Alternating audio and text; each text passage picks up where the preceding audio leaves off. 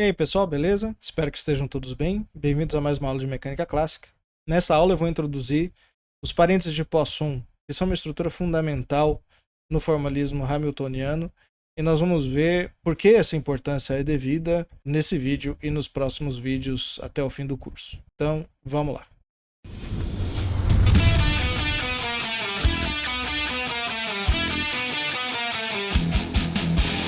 Bom, aqui eu até mudei o título, né? Nós estamos fora de simplesmente de estudar as equações de Hamilton, estamos no formalismo hamiltoniano agora como um todo, e eu vou introduzir esses objetos. Na verdade é um objeto chamado de parênteses de Poisson ou colchetes de Poisson, mas eu estou mais acostumado com parênteses. Por incrível que pareça, não são nem parênteses nem colchetes, eles serão chaves que eu vou utilizar. Mas vou ficar com essa denominação de parênteses de Poisson. Aqui, esses objetos, ou esse objeto, eles aparecem quando a gente vai estudar a evolução temporal de observáveis do espaço de fase. E eu vou utilizar como nomenclatura para o espaço de fase o que eu vou chamar de E estrela. Mas também existe uma nomenclatura que é muito comum e que eu uso nas minhas notas de aula, que é essa nomenclatura aqui, T estrela de Q, N. Qualquer uma das duas eu vou utilizar. Lembra que T de Q era a denominação do espaço tangente. Como a gente não teve muito tempo ainda para ver a geometria do formalismo hamiltoniano, eu vou ver depois. Vou usar qualquer uma dessas duas nomenclaturas, E estrela ou T de Qn. Então, o E estrela é o espaço em que eu tenho o sistema de coordenadas com as coordenadas generalizadas e os momentos conjugados, que eu chamei de espaço de fase. Os observáveis no espaço de fase, eles pertencem a outro espaço. Eles são funções que levam pontos nesse espaço de fase e da reta real. Então eu tenho um produto. Por quê? Porque essas funções podem depender do tempo, que é uma coordenada da reta real, de Q e P, que são coordenadas do espaço de fase. Então o domínio é esse produto direto, E estrela R, e o contradomínio, aqui no caso, o conjunto dos números reais. E essas funções elas são do tipo f igual a f de t, qa, pa. Nós chamamos esses caras de observáveis. O espaço dos observáveis será denominado de E estrela, dessa forma. Então, recapitulando, o espaço de fase é estrela.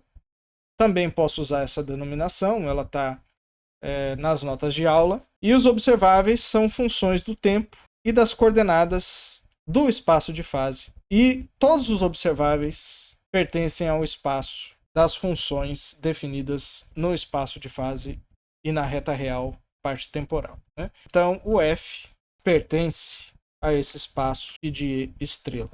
E quando eu vou estudar a evolução temporal desses observáveis, o que eu quero estudar, claro, é a derivada temporal de uma função qualquer, f de t, q e q.a. E como essa função é uma função do tempo, das coordenadas e dos momentos, esse cara aqui é simplesmente parcial f parcial t mais dq dt parcial f parcial q mais dp dt parcial f parcial p. E agora eu vou usar essa evolução temporal. Eu vou escrever aqui da seguinte forma. Se é df dt, dq dt é q ponto e dp dt é p ponto. Por outro lado, nós vimos que nós temos as equações de Hamilton. E as equações de Hamilton são q ponto igual dh dp e p ponto igual a menos dh dq. Então percebam que aqui na evolução temporal aparece p ponto e q ponto. Então eu vou substituir as equações de Hamilton aqui nesse sistema. Então eu tenho em q ponto dh dp e p ponto menos dh dq, sinal negativo. Bom, aqui eu estou esquecendo completamente dos índices. Quando eu tenho mais de uma coordenada generalizada, aqui, claro, eu vou ter uma soma em QA e tenho o índice aqui. Às vezes eu esqueço desses índices, mas porque eu já estou acostumado a trabalhar com conjuntos de variáveis, né? Mas é importante a gente colocar todos os índices. Então, quando eu tenho um sistema de n graus de liberdade, as equações todas possuem índices. Lembre-se que o momento sempre índice embaixo. E, portanto, aqui eu tenho uma soma em A. E aqui também. Vou colocar assim. E esse cara aqui me dá uma estrutura diferenciável bilinear. Perceba que eu tenho aqui derivada em Q, derivada em P, menos derivada em Q, derivada em P, com os observáveis aqui em cima de F e H trocados.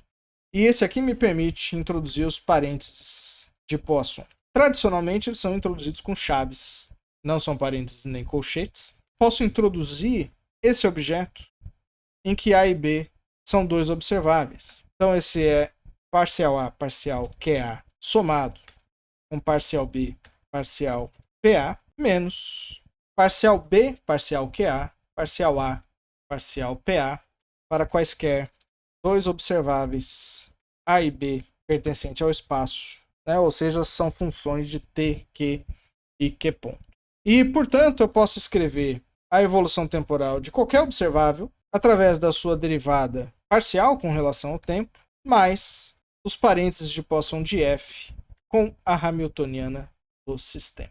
Maravilha. Percebam que aqui os parênteses de Poisson formam uma estrutura diferencial bilinear antissimétrica. O que significa isso? Os parênteses em si, eu vou colocar aqui duas bolinhas para indicar a entrada de observáveis, eles são um produto em que eu pego dois observáveis, portanto eu tenho φ de E estrela e um produto que eu vou chamar de cunha, e por enquanto o significado desse produto, em vez dele ser um produto direto, como nesse caso aqui, ele é um produto antissimétrico. Por enquanto é o que vai significar.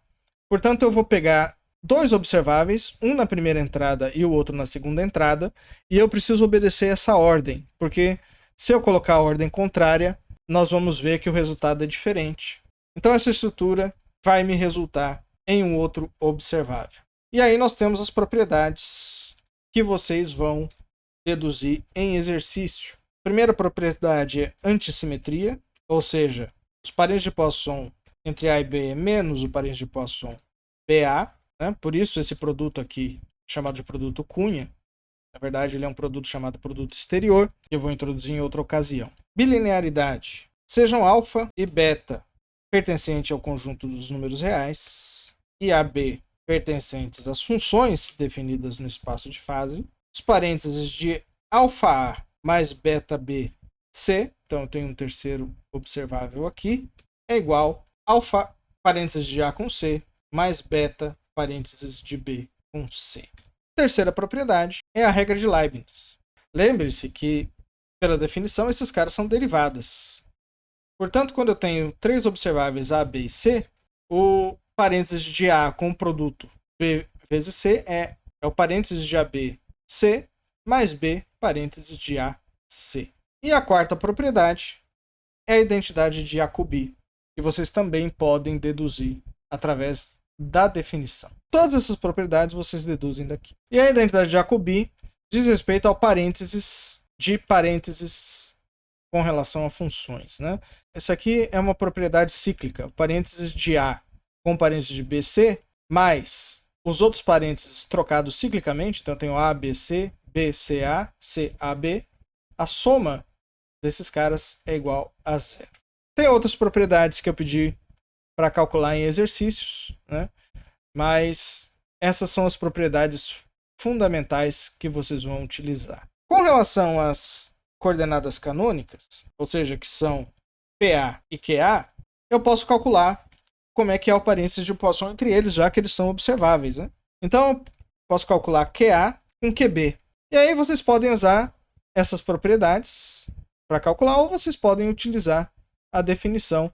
Eu vou utilizar a definição. Então eu tenho a derivada de QA dQc, derivada de QB dPc. Lembra que eu tenho aqui uma somatória aqui embaixo, né? Por isso que eu renomeei, porque eu tenho aqui um QA QB. Menos, aí eu copio e colo com os índices trocados.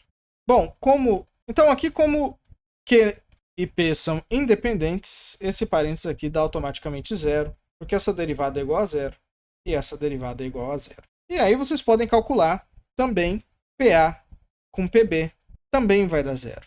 Mas vocês vão ver que os parênteses de QA com PB podem fazer esse cálculo, vão me dar a delta de Kronecker A. Com essas propriedades aqui e com os parênteses de Poisson fundamentais, que são esses senhores aqui, vocês podem calcular basicamente qualquer evolução temporal no formalismo hamiltoniano. Aí eu vou demonstrar, por exemplo, as equações de Hamilton. Eles saem exatamente da evolução temporal de Q e de P. Então, dq dt seria a parcial de Q com relação a T, esse cara dá zero, mais o parênteses de Poisson de QA com H. Né? Estou usando essa relação aqui. E esse parênteses aqui tem várias maneiras de fazer. Eu vou utilizar a definição. Então, isso aqui é dQA, dQB, dH, dPB, menos. Aí eu vou copiar e colar.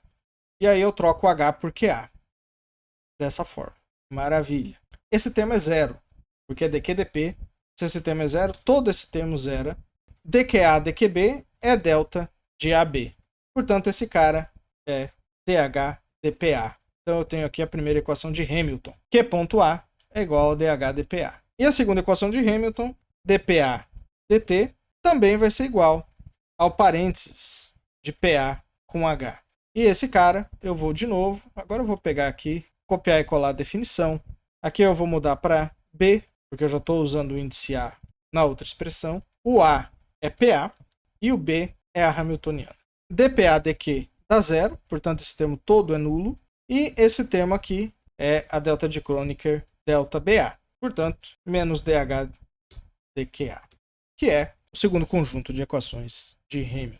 Vamos fazer um exemplo, que é o oscilador harmônico simples. O oscilador harmônico simples, a hamiltoniana é P ao quadrado sobre 2m mais meio de m ômega 2 Q ao quadrado. Unidimensional, então eu tenho Q e P e a hamiltoniana não depende do tempo. Portanto, eu posso calcular as equações de Hamilton usando os parênteses de Poisson. É o parênteses de QA com H. Aí eu venho aqui, substituo a hamiltoniana. E aqui eu vou usar a propriedade de bilinearidade. Então eu vou copiar e colar esses parênteses aqui embaixo. Vão me dar dois conjuntos. Esse parênteses com P ao quadrado sobre 2m e esse parênteses com meio de m ômega 2 Q2. E como 1 sobre 2m é uma constante, eu tenho aqui 1 sobre 2m, P ao quadrado. E aqui eu tenho 1 sobre m ômega 2 para fora, QA com Q ao quadrado. Uma outra propriedade que vocês vão utilizar bastante é que os parênteses de QA com uma função qualquer é sempre igual à derivada dessa função com relação a PA. E a outra propriedade é que os parênteses de P com uma função qualquer, uma observável, também vai ser igual, nesse caso, a menos parcial F, parcial QA. Eu posso usar essas propriedades ou eu posso usar a propriedade da regra de Leibniz. Quando eu uso a propriedade da regra de Leibniz, ou essa propriedade, vocês vão ver que Q.A é igual. Eu tenho meio QA com P ao quadrado. Esse cara aqui vai me dar 2PB/PB. Lembra que isso aqui é uma derivada, né? Então, a derivada de P ao quadrado é 2P derivada de P. E aqui também eu vou ter 2QB/QB. E uma vez que eu reduzi, usando as propriedades, todo mundo a parênteses fundamentais, eu posso utilizar esses resultados aqui. Parênteses de Q com Q dá zero, P com P dá zero e Q com P dá identidade. Então, esse termo é zero e esse termo aqui é delta AB. Portanto, esse cara aqui é igual a PA sobre M. E o segundo par de equações de Hamilton, PB igual aos parênteses de PB com H. Então eu pego a hamiltoniana, copio e colo, uso a bilinearidade, parênteses da soma é a soma dos parênteses, e agora, como eu tenho constantes, aqui eu tenho P ao quadrado. E aqui vou usar os resultados clássicos, né? Aqui, regra de Leibniz, portanto a regra da cadeia. Isso aqui dá 2PA, PA, e aqui dá 2QA, QA. Maravilha. Esse 2 vai embora com esse 2 vai embora com esse. O parênteses de PB com PA é zero, portanto todo esse termo aqui se anula. E o parênteses de PB com QA, eu vou usar a antissimetria. Troco QA por PB, sinal de menos. Então esse cara aqui é delta AB. E o delta AB contraído com QA da QB. Então, a segunda equação canônica é P.A igual menos M ômega 2 QA. São as duas equações. Nesse exemplo aqui, é o mesmo exemplo que nós fizemos anteriormente, né? Para calcular a equação no espaço de configuração, derivo essa equação duas vezes, eu vou ter P.A sobre M, substituo e o resultado será simplesmente a equação que vocês já conhecem, Q2.A mais ômega 2 QA igual a zero, sem maiores problemas. Vamos fazer um exemplo de coordenadas esféricas, né? Que é o exemplo de campos centrais, só para ver como é que isso aqui funciona para as coordenadas r, θ e φ. Né? A hamiltoniana de um campo central é dado por PR ao quadrado sobre 2m, mais P de θ ao quadrado sobre 2mr2, mais P de φ ao quadrado sobre 2mr2 seno ao quadrado de θ, mais o potencial central em três coordenadas r, θ e φ, e três momentos PR, Pθ e Pφ. Nós já trabalhamos com essa hamiltoniana e vamos usar agora os parênteses de Poisson para calcular as equações de Hamilton. Lembre-se que nos parênteses de Poisson, Q com Q dá zero, P com P dá zero. Aqui eu estou omitindo os índices, tá certo? Não preciso ficar escrevendo o tempo todo. Aqui tem QA, QB, PA, PB. Aqui eu vou escrever o índice. QA com PB é igual a delta de Kronecker AB. Isso aqui significa os parênteses de Poisson de uma coordenada só são diferentes de zero com seu próprio momento conjugado. Então, por exemplo, o R tem parênteses não nulos com P de R. Portanto, todos os parênteses são zero, com exceção de R. P de R, que é igual a 1, θ.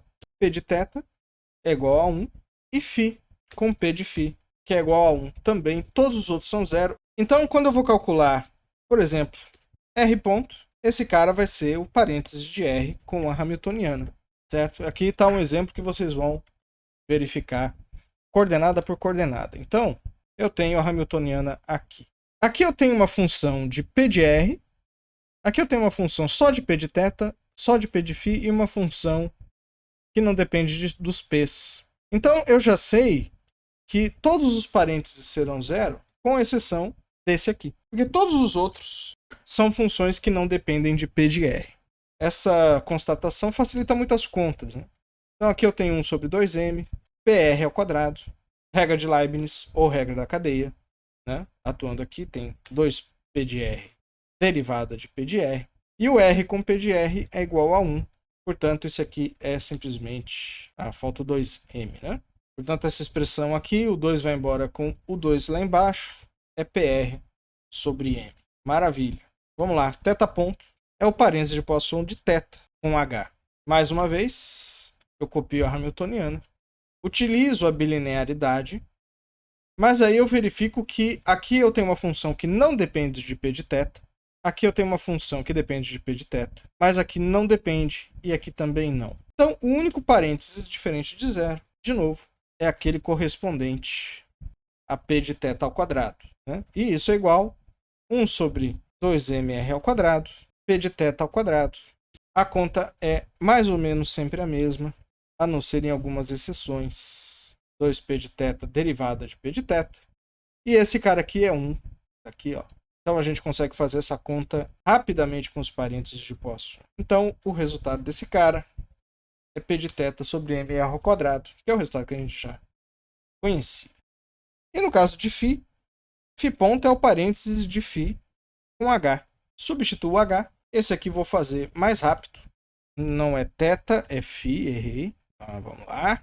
O único termo aqui que depende de P de φ, portanto tem parênteses diferente de zero, é esse termo aqui. Tiro os termos constantes com relação a esse parênteses, que são esses aqui. Então eu tenho φ com P de φ ao quadrado. E esse cara aqui vai me dar duas vezes P de φ, derivada de P de φ ou parênteses de P de φ. Esse cara é 1, portanto o resultado é P de φ sobre mr2 seno ao quadrado de θ. Resultado também já conhecido. As equações dinâmicas são para os P's, né? Então eu tenho P de R ponto. Esse cara é o parênteses de P de R com a hamiltoniana. Aí eu venho aqui, copio e colo a hamiltoniana. E o único termo que depende de R, na verdade são 3 termos que dependem de R. São esses 3 aqui. E aí vai me dar um pouquinho mais de conta. Eu vou ter que abrir os parênteses utilizando a bilinearidade. Então eu tenho 3 parênteses. Primeiro termo, segundo termo, terceiro termo. Copio e colo. Todo mundo aqui é constante com exceção de 1 sobre R2. Então eu tenho aqui P de θ ao quadrado sobre 2m, parênteses de P de R, 1 sobre R2. E aqui eu tenho também 1 sobre R2. Todos esses outros termos são constantes, cai para fora do parênteses. E aí eu tenho esse termo aqui. Então, meu P de R, ponto, vai ser igual. Vamos lá, vou copiar e colar esses termos. Eu geralmente não uso essa regra direto, eu uso as propriedades dos parênteses. Como esse parênteses é uma derivada, cada entrada é uma derivada, a derivada de uma função composta é a derivada dessa função com relação ao seu argumento vezes o parênteses do argumento. Então aqui eu vou ter, na verdade, menos 2, 1 sobre R3, que é a derivada de 1 sobre R2 com relação a R, e aqui R. E o mesmo resultado eu tenho aqui. Então o 2 vai embora com 2, eu tenho um sinal negativo aqui, deixa eu pôr o R3 para dentro. E esse sinal negativo aqui, eu vou trocar esse cara com esse. E, portanto, o sinal negativo vai embora porque o parênteses é antissimétrico. Aqui, de novo, eu tenho menos 2 com 2, sinal negativo, R3. Aí eu vou trocar R e P de R dentro do parênteses, portanto, eu recupero o sinal positivo. Esse cara é 1 e esse cara é 1. E esse cara aqui, aí sim eu posso usar essa definição. Esse cara é menos dV dr, já que eu estou no campo central. P de θ é o parênteses de P de θ com relação à hamiltoniana. Então eu venho, copio e colo, pego a hamiltoniana, que está aqui, por sinal, e eu vejo quem é que depende de θ, né? Porque o único parênteses diferente de zero é P de θ com θ. Esse termo não depende de θ, zero. Esse aqui também não depende de θ, é zero. Quem depende de θ é esse termo. Potencial também não depende. Portanto, eu tenho aqui 1 sobre seno ao quadrado de θ, com esses termos constantes. A derivada de 1 sobre seno ao quadrado com relação a seno, né? Então, esse cara aqui vai me dar menos 2, 1 sobre seno ao cubo de θ, derivada de seno de θ. Esse parênteses aqui é a derivada de seno θ, parênteses, derivada do seno é cosseno, e aqui θ. A única coisa que eu usei é a regra da função composta, certo? Que vocês vão demonstrar nos exercícios, eu não coloquei lá em cima, mas não tem problema. Então eu tenho menos 2, com esse 2 sinal negativo. Aqui eu tenho aquela famosa expressão que nós já conhecemos, que é cossecante ao quadrado de θ cotangente de θ, né? E esse cara aqui, eu vou trocar θ por P de θ, às custas desse sinal negativo. E, portanto, esse cara aqui dá 1. Maravilha. Eu tenho P ponto de θ é igual a essa expressão aqui, que nós conseguimos da outra vez que nós vimos. E, por último, eu tenho P de φ, ponto. Esse vai dar 0. Por quê? Porque a hamiltoniana não depende de φ. Como a hamiltoniana não depende de φ, vocês podem procurar, se vocês acharem será um milagre da mecânica clássica, ou vocês erraram a conta, mas φ não tem lugar nenhum dessa expressão. Portanto, P de φ é uma constante de movimento, algo que vocês também já conheciam. Certo? E a partir daqui, a análise pode ser feita tranquilamente. Então tem os parênteses de Poisson, são uma maneira que eu acho até muito mais rápida de encontrar as equações de Hamilton. O importante aqui recapitulando, é que não só as equações de Hamilton podem ser encontradas, mas a evolução temporal de qualquer função do espaço de fase ou qualquer observável, como nós definimos anteriormente. Se o f depender de t, eu vou ter uma derivada temporal parcial, mais o parênteses de f com h. Isso vale para qualquer função com domínio no espaço de fase. Bom, pessoal, no próximo vídeo eu vou usar os parênteses de Poisson como uma maneira muito eficiente para encontrar os invariantes dinâmicos de um sistema. Isso é o que o pessoal denomina como teorema de Noether hamiltoniano.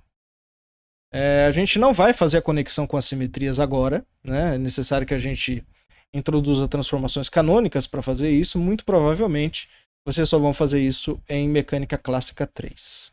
No próximo vídeo eu vou falar dos invariantes. Bons estudos e até a próxima.